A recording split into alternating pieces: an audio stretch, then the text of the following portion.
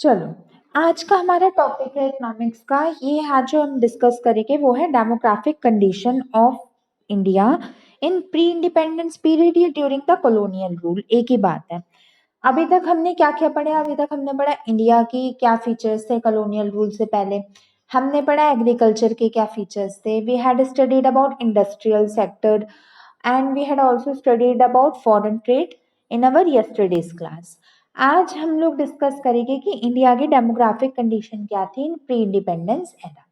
Pre independence era में या colonial period में इंडिया की डेमोग्राफिक कंडीशन क्या थी। अब before going in this topic we must know that what is demographic condition, मतलब डेमोग्राफिक में क्या क्या होता है, क्या क्या आता है। Tell me what is demographic और what is included in demographic. बोलो बच्चों बोलो।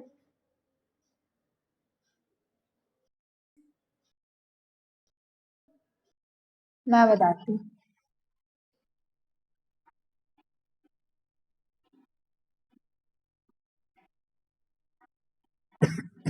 Right, correct.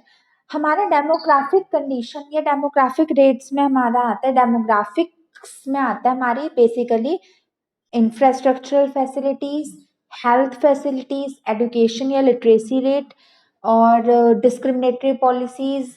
ये हमारी पॉवर्टी कंडीशन, मॉनेटरी पॉलिसीज, ये सारा हमारा डेमोग्राफिक कंडीशन में आता है। डेमोग्राफिक में बेसिकली हमारे सोशल इश्यूज आते हैं। अब हम डिस्कस करेंगे कि हमारी demographic condition pre independence era में कैसी थी। कहूँ मैं कैसी थी? हर बात की एक ही बात है, बताओ कैसी थी हमारी demographic condition pre independence era में? वेरी बैड, सभी कुछ वेरी बैड था, सभी कुछ बहुत बुरा था। देखते कैसे बुरा था, इसके कई सारे पॉइंट्स है, तो चलो हम इन्हें डिस्कस करते हैं। पहला पॉइंट है लो लिटरेसी रेट। आज भी हमारी कंट्री में लिटरेसी लेवल, लिटरेसी रेट इतना हाई नहीं है as compare to other countries. आज भी अदर कंट्रीज के कंपैरिजन में हमारे इंडिया का लिटरेसी रेट बहुत अच्छा नहीं है। लेकिन as far as that time is concern, जब हमारा वो वाला टाइम कंसर्न किया जाता है जब हमारे पास इंडिपेंडेंस बनी थी, यानी प्री इंडिपेंडेंस एरा अगर हमारा कंसर्न होता है, तो उस टाइम तो बहुत ही ज़्यादा हमारी लिटरेसी रेट खराब था। आप ये मानो overall literacy level was less than 16%। Full country में 16% भी लिटरेसी रेट नहीं था। पूरी कंट्री में 16% से भी कम लिटरेसी रेट था। आप बताओ 16% कुछ भी नहीं होता, नथिंग। फुल कंट्री में 16% is a very less ratio, is a very low ratio. Full country में ओनली 16% था। अब आप मुझे ये बता सकते हो what is the reason behind it, why there was only 16% literacy rate in our country? क्या रीजन था इसका? बोलो।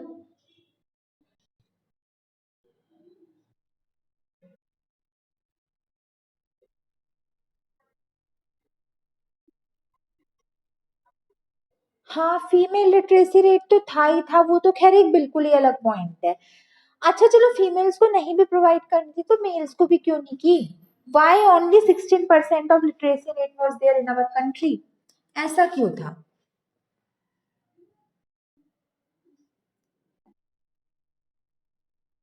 नहीं बच्चा, नॉलेज की बात नहीं होती, बात ये पैसा ही नहीं था। इन दैट टाइम हमारी इकोनॉमिक पोजीशन इतनी स्ट्रांग ही नहीं थी कि हम अपना कुछ भी एक्वायर कर सके। देखो एक बात बताओ, अगर किसी के पास खाने के लिए पैसा नहीं है तो वो पहले किस चीज पर फोकस करेगा? To provide the food to the children और to provide education to the children? बताओ। Right. The first basic priority of all the person is to provide the food, not to provide the education. क्योंकि अगर वो खाना नहीं खाएगी तो जिंदा ही नहीं रहेगी, अगर जिंदा रह लिए तो पढ़ लेगी। तो at that period of time in our economy money was not there, there was all poverty, सारी पॉवर्टी थी, आज भी है। और उस टाइम तो बहुत ही ज्यादा पॉवर्टी कंडीशन थी, पैसा नहीं था इकोनॉमी के पास। तो जब पैसा ही नहीं था तो वो अपने बच्चों को कैसे एजुकेशन देते? और जो उनके पास जो थोड़ा बहुत पैसा था भी, उसमें भी उनका जो मेजर मेजर कह सकते हैं क्राइटेरिया था या मेजर उनका एम था, या जो वो मेजर चीज सोचते थे वो ये था कि हम इसमें भी अपना जो पैसा है वो बच्चों को खाना, food, cloth and shelter in चीज़ों पे लगा दे according to the thinking of that time. Education was waste of time and education expenditure is totally for luxurious life. मतलब अगर हम अपना एजुकेशन पे एक्सपेंडिचर करते हैं तो वो लग्जरी पॉइंट ऑफ व्यू से था। उस टाइम की थिंकिंग में एजुकेशन को इतनी प्रायोरिटी नहीं दी जाती थी। समझ गए? अब एक चीज देखो बाबू कि 16% हमारी लिटरेसी रेट था प्री इंडिपेंडेंस एरा में या कॉलोनियल पीरियड में। लास्ट टाइम तक जब नोटिस किया गया था अकॉर्डिंग टू 2011 सर्वे, अब करंट इंडिया में लिटरेसी रेट 74.04% है। 16% हमारा लिटरेसी रेट था during the colonial period, and now if today we will concern, then today the literacy rate of India has been rose up to 74.04%. कितना percent हो गया?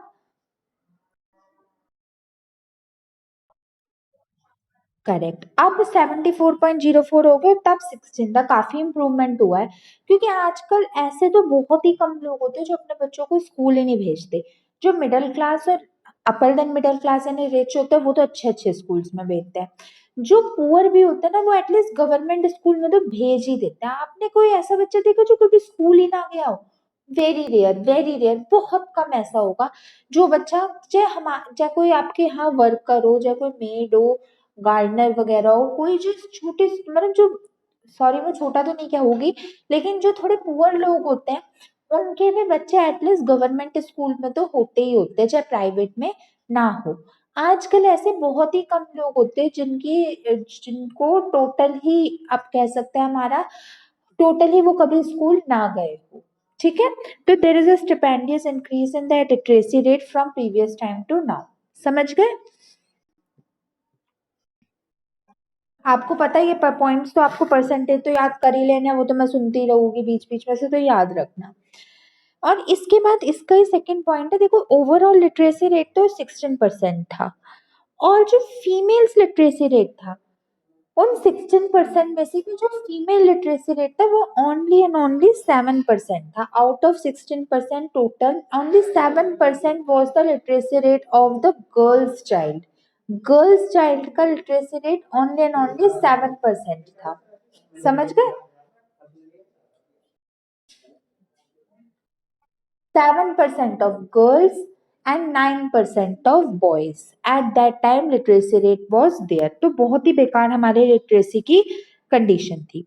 This was our first point. अब हम अपना second demographic condition देख लेते हैं। Read करो, सेकेंड क्या है नोट्स में, रीड करो what is written.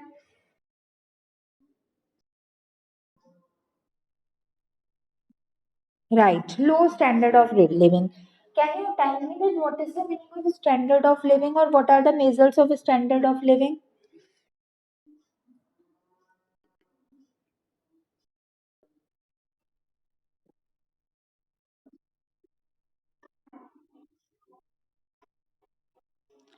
No, bacha. Food, shelter, and clothing are not included in standard of living. Means your standard of living is measured in the terms of your luxurious life, the life or the facilities which you acquire, which are not necessary for you, without which also you may live. तो standard of living क्या होता है? Standard of living is that part of your life you are defined as those facilities which are there in luxurious to you accompanied with food clothes and shelter। Means food cloth and shelter तो basic requirement थी, even colonial period के भी लोग use कर लेते थे। But standard of living में क्या आता है? आपकी गाड़ी, आपका एसी, आपका माइक्रोवेव, आपका बड़े बड़े एंड्रॉयड फोन्स, आपके टैबलेट्स, टैब्स, और क्या होता है, और कौन सी लग्जरियस लाइफ होती है? आपकी एलईडी, ये सारी चीजें होती है। देखो इसी से आपका स्टैंडर्ड ऑफ लिविंग मेजर किया जाता है। स्टैंडर्ड ऑफ लिविंग में बेसिकली क्या आता है? या तो वो चीजें जिनके बिना आप वो आपके पास ना भी हो तो भी आप रह सकते हो। जैसे आपके पास फैन है, फैन में भी आप रह सकते हो, लेकिन फिर भी एसी लगवाना है तो वो लग्जरियस लाइफ हो जाएगी और वो स्टैंडर्ड ऑफ लिविंग को शो करेगी।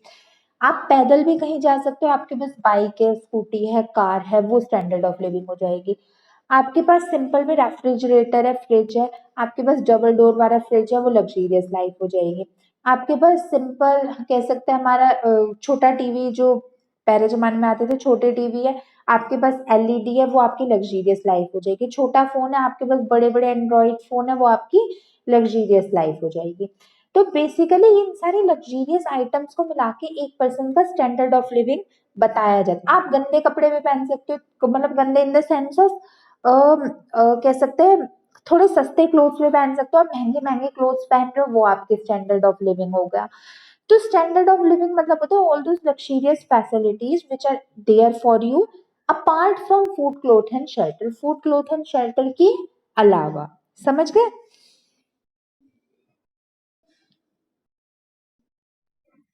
अब उस टाइम पे स्टैंडर्ड ऑफ लिविंग का तो खैर कुछ सवाल ही नहीं होता था। उस टाइम पे आज के ज़माने में तो बहुत लोगों का बहुत-बहुत स्टैंडर्ड ऑफ लिविंग है बट उस टाइम पे जो लोग थे उनका स्टैंडर्ड ऑफ लिविंग में तो ख़ैर कोई बात ही नहीं आती थी। उनका तो मेन मकसद ये होता था किसी तरह हम अपने basic requirement, basic psychological need fulfil कर लें और बेसिक साइकोलॉजिकल नीड्स क्या होती है आप अभी बिज़नेस में पढ़ोगे मैस्लोज़ नीड हायरार्की थ्योरी है। तो उसमें फर्स्ट नीड आती है बेसिक साइकोलॉजिकल नीड उसमें आती है हमारी फूड, क्लॉथ एंड शेल्टर। ये फूड क्लोथ है ना शेल्टर एक ऐसी चीज है अगर ये आपको नहीं मिले तो आप नहीं जी पाओगे you won't be able to survive in your life या you won't be able to live your life properly आप अपनी लाइफ नहीं जी पाओगे अगर आपके पास फूड क्लोथ और शेल्टर नहीं होगा तो अब पॉइंट ऑफ अब हम अपने नोट्स वाइज देख लेते हैं फर्स्ट पॉइंट है at the time of independence people use to spend 80 to 90% of their income on the basic necessities that is food cloth and shelter.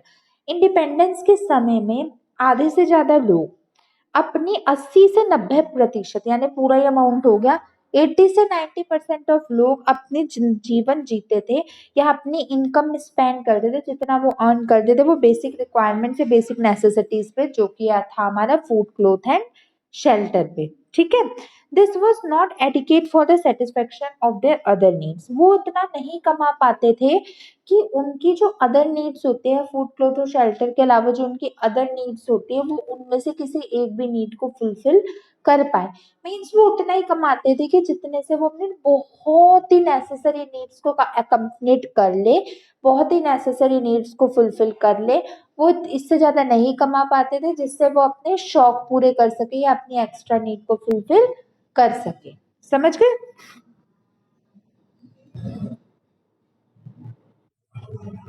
अब ये बात ध्यान से सुनना आप इसका थर्ड पॉइंट इसका थर्ड पॉइंट है हमारा some part of India was largely affected by the famines and millions death. अब आप मुझे बता दो what is the meaning of फेमाइन्स।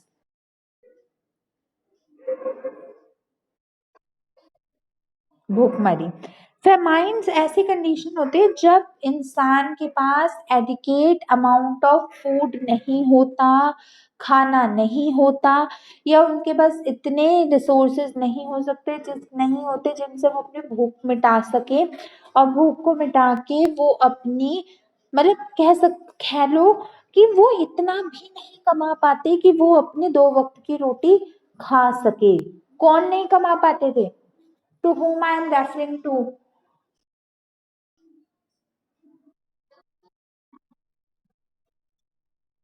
Right Indian people in the colonial period और सम पार्ट ऑफ इंडिया यानी ये कहा गया कुछ क्षेत्र इंडिया के भारत के कुछ क्षेत्र ऐसे थे जहाँ पे बहुत से लोग फेमाइन से अफेक्टेड थे और फेमाइंस क्या होती है भुखमरी होती है जब लोगों के पास इवन इतना भी पैसा नहीं होता कि वो दो वक्त की रोटी भी कमा खा सकते हैं।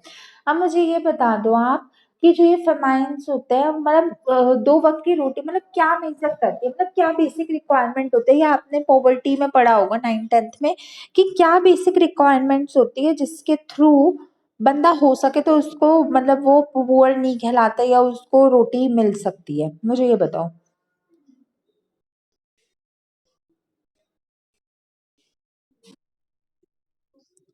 आप अच्छा आपको बीपीएल लाइन का तो मतलब पता है बिलो पॉवर्टी लाइन कि बिलो पॉवर्टी लाइन को मेजर करने का क्या वो होता है पैराडॉक्स या क्या पॉइंट्स होते हैं पॉवर्टी लाइन वाले लोगों को बिलो पॉवर्टी लाइन वाले लोगों को?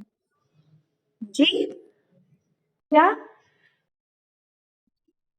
नहीं बाबू आपने इनका नाम नहीं सुना कि 2400 calories in urban areas and 2100 sorry, 2400 calories in rural area and 2100 calories in urban areas are required. अगर कोई पर्सन एक दिन में 2100 कैलोरीज अर्बन एरियाज में नहीं कंज्यूम कर पा रहा और इन रूरल एरिया में 2400 ऑफ कैलोरीज नहीं कंज्यूम कर पा रहा, तो वो पर्सन पुअर कहलाता है। सुना है आपने? Have you heard about it? तो जो पर्सन 2100 कैलोरीज और 2400 कैलोरीज एक कह सकता है एक हमारे particular span period of time में या एक दिन में नहीं कमा पाता, तो वो पर्सन बीपीएल लाइन के नीचे आ जाता है या वो पर्सन पुअर कहलाने लग जाता है। तो इंडिया में उस टाइम पे इतने भी रिसोर्सेज नहीं थे कि वो कोई पर्सन 2400 कैलोरीज या 2100 कैलोरीज भी एक्वायर कर पाए या इतना भी कैलोरीज को वो गेन कर पाए। समझ गए? अब फेमाइंस है तो फेमाइंस के साथ क्या होगा? डेथ्स। जितनी ज्यादा फेमाइंस बढ़ रही थी हमारी इकोनॉमी में उतनी ज्यादा डेथ रेट बढ़ रहे थे। More famines were there, more death rates were there. जितनी ज्यादा फेमाइंस बढ़ी थी उतनी ज्यादा मिलियंस ऑफ डेथ, जैसे अभी है ना पेंडेमिक के समय कितने लोगों की डेथ हो रही है, उस टाइम पे भी उतने ही लोगों की डेथ हुई थी, but not due to pandemic, due to famines. समझ गए? अब मैं आपको एक बहुत इंपॉर्टेंट बात बताने जा रही हूँ, उसे ध्यान से देखना। ये हमारे फोर्थ पॉइंट में, the worst famine in India was Bengal famine of 1943 with 3 million of people died. जो सबसे बुरी फेमाइन थी, सबसे खराब फेमाइन थी, सबसे ज्यादा इफेक्टेड फेमाइन थी, वो बंगाल की, जो वेस्ट बंगाल है वो बंगाल की फेमाइन थी। और वो कब हुई थी? वो 1943 में हुई थी। और उस फेमाइन में, उस भुखमरी में 3 मिलियन ऑफ पीपल को मरना पड़ा था फेमाइन कंडीशन की वजह से। In that time in 1943 3 million of peoples were died due to famine. समझ गए?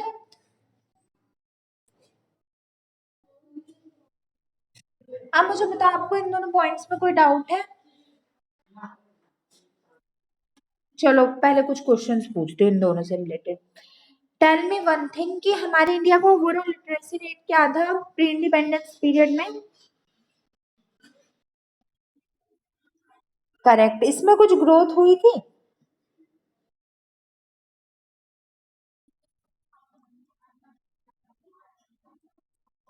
Very good. मेल्स का कितना था, मेल्स का लिटरेसी रेट उस टाइम पे? शाबाश। और कितने परसेंट ऑफ लोग अपना फूड क्लॉथ और शेल्टर पे लगाते थे उस टाइम पे? करेक्ट। उस टाइम पे मैक्सिमम लोगों में या मैक्सिमम पार्ट ऑफ इंडिया में क्या हो रखा था? फेमाइंस। और सबसे बुरी फेमाइन कौन सी थी?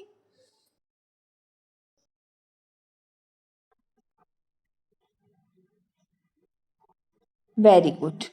तो ये 2 पॉइंट्स में आपको कोई प्रॉब्लम है? चलो थर्ड पॉइंट रीड करो, हेडिंग रीड करो थर्ड पॉइंट की।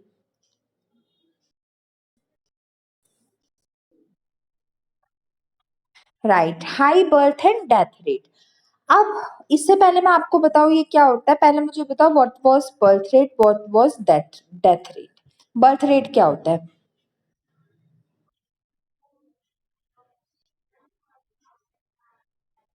राइट। मतलब how many of children were born in per thousand children is considered as known as, in a year is known as birth rate. Number of children being born per thousand in year, number of children being born per thousand in a year। ऐसे death rate क्या होता है?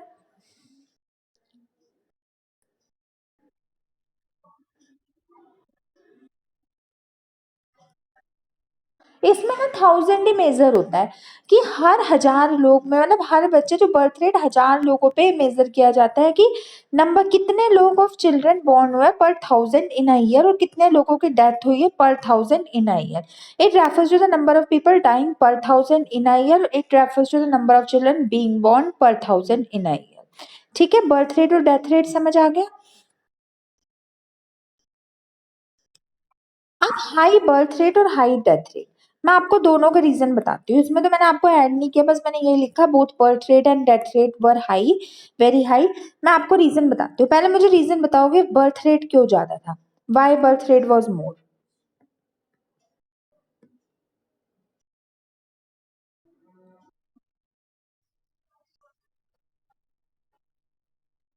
हाँ, देखो उस time के people uneducated तो थे, तो लिटरेसी लेवल तो आपने देखा ही होगा, लिटरेसी लेवल इतना कम था, 16% था।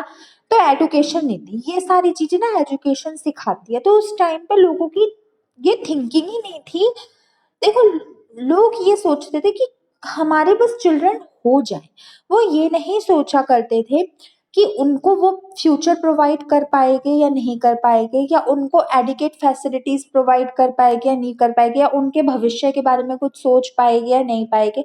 उन सब से उन्हें कोई मतलब नहीं होता। तो वो सोचते थे बस बच्चे हो जाएं और वो खुद कमाने लग जाए। जितने ज्यादा बच्चे उतने ज्यादा कमाने वाले हाथ। और ये थिंकिंग कतई गलत है, बिल्कुल गलत ये थिंकिंग है। कम से कम वो देखो, अगर तुमने उन्हें एजुकेशन ही प्रोवाइड नहीं की, तो चलो वो कुछ ना कुछ अर्न तो कर लेंगे, लेकिन किस सोर्स से अर्न करेंगे बताओ? What will be the source of earning? मतलब ऐसे सोर्स जिसमें लेबर ज्यादा, मेहनत ज्यादा, पैसा कम हो। चाइल्ड लेबर, एग्रीकल्चर और इंडस्ट्री में वर्क करना, सर्वेंट्स बनना, छोटे मोटे काम करना, वो इन चीजों में जाएगी, क्योंकि you are not providing them adequate amount of facilities of education, तो उन्हें एजुकेशन तो प्रोवाइड कर नहीं रहे। तो ये गलत थिंकिंग थी। तो इसलिए बर्थ रेट बहुत ज्यादा थे, बर्थ बहुत ज्यादा हुआ करते थे, इसीलिए ज्यादा हुआ करते थे क्योंकि बच्चे, क्योंकि लोगों की थिंकिंग बहुत बेकार थी, उनकी एजुकेशन नहीं थी, वो प्रॉपर प्लानिंग से नहीं चलते थे। वो सब ये सोचते थे नंबर ऑफ चिल्ड्रन को अगर ज्यादा होगा तो वो number of work, number of earn कर सकते थे। And death rate was also very high. इसका रीजन क्या था डेथ रेट का? बस हेल्थ केयर फैसिलिटीज।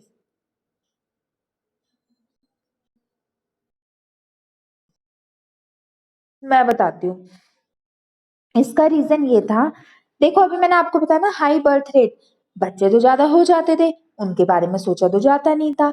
अब सोचा नहीं जाता था तो क्या होता था कि हेल्थ केयर फैसिलिटीज तो है ही है, वन ऑफ द पॉइंट्स है।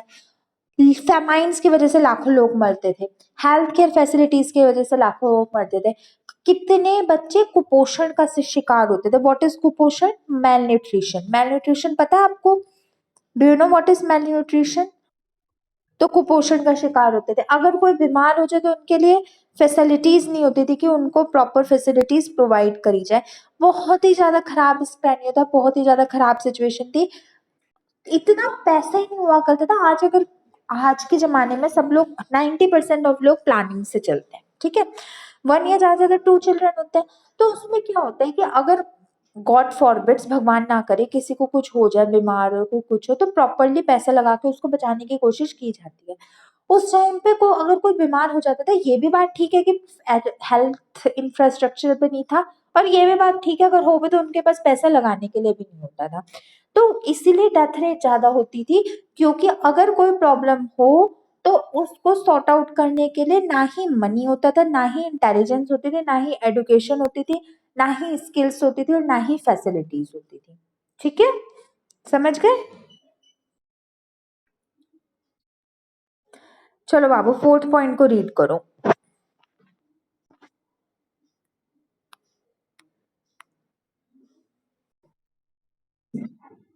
Right, poor health care facilities.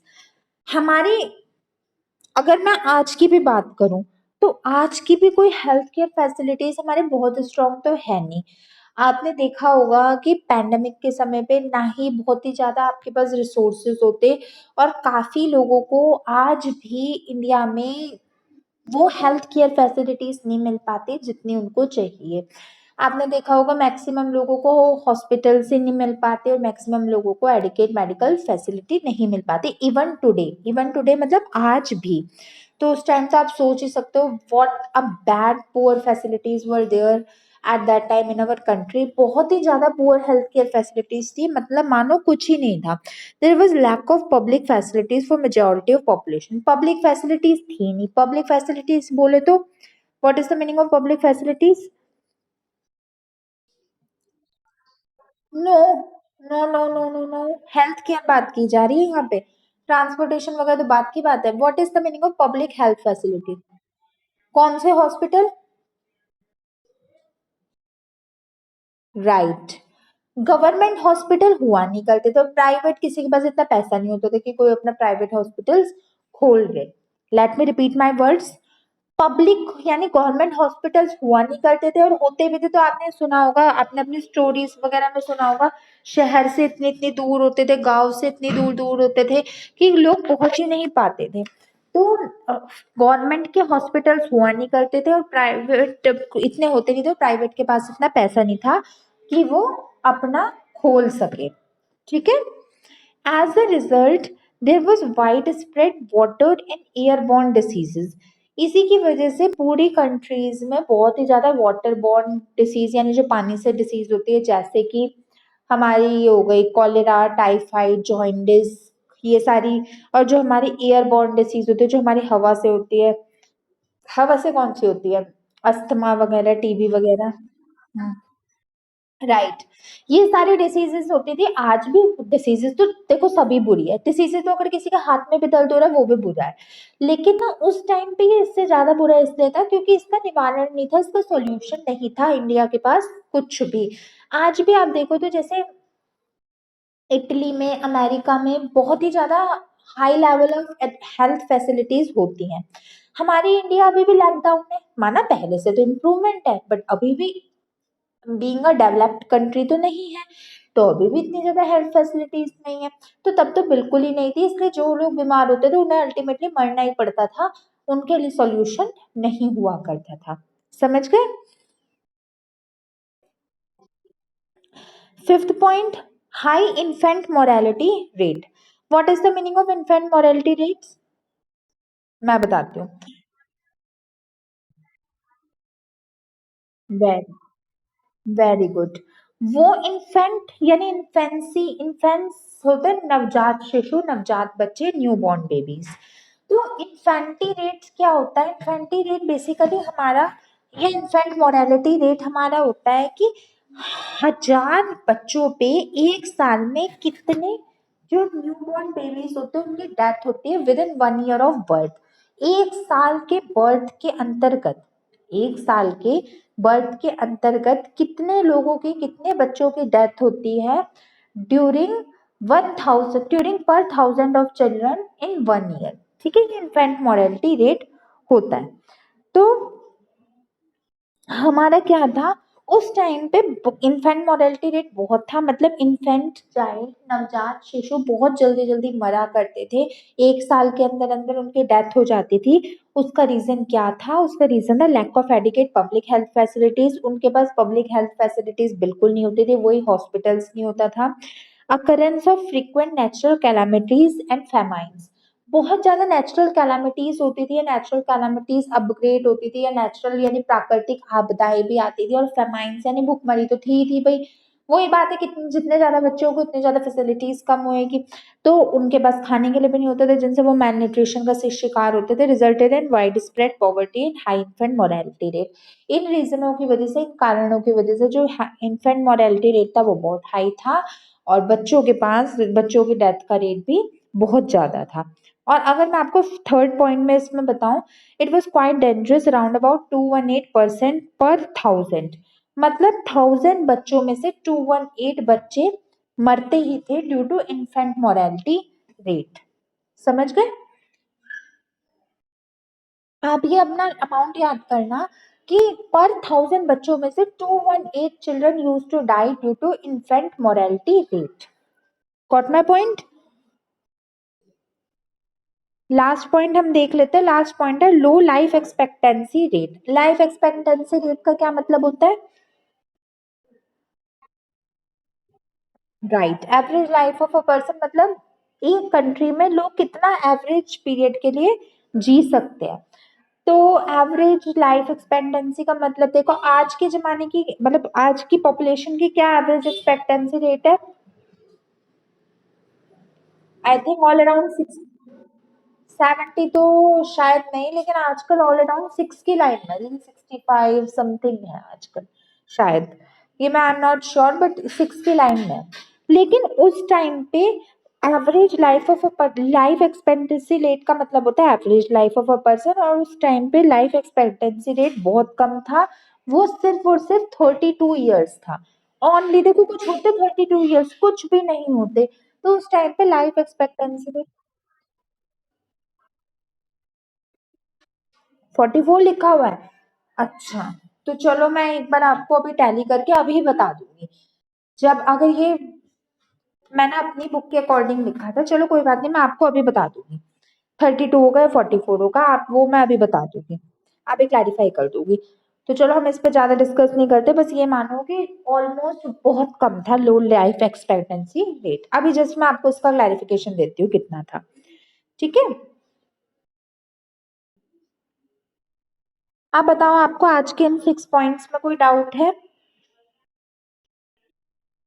सब समझ गए? चलो अब नीचे चलो, इसके लास्ट पेज पे चलते हैं हम। ये टेस्ट योर नॉलेज है जो हमने आज पढ़ा, उसका एमसीक्यूज है। एमसीक्यूज का मुझे सॉल्यूशन बताना। फर्स्ट है, dash refers to the wide spread scarcity of food, hunger, starvation caused by crop failure, government policies. Right, इसका आंसर है famine, drought, flood, none of the above में first famine. Second, dash refers to the average number of years that a person can accept to live. Infant mortality, life expectancy. Right, it's second, life expectancy rate. Third, life expectancy rate at the time of independence was 52, 42, 32, 62। अब इसके according तो इसका 32 ही होना चाहिए, but मैं आपको इसका बता दूंगी। ठीक है,